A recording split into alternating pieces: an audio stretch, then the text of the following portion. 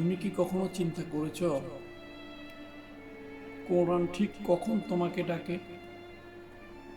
যখন তুমি ভেঙে পড়ো, যখন তোমার মন খারাপ থাকে, যখন দুনিয়ার কেউ তোমাকে বুঝে না, ঠিক তখনই কোরআন তোমার প্রতিটি আয়াত তোমার হৃদয় ছুঁয়ে যায়।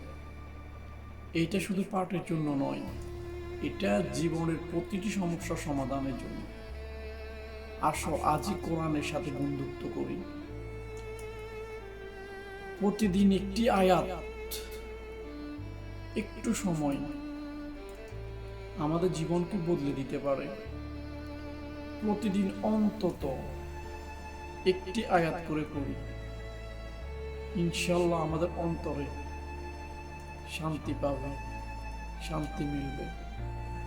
যেটা কেউ শান্তি দিতে পারে না, সেটা একমাত্র কোরআনেই শান্তি আছে, ইনশাল্লাহ।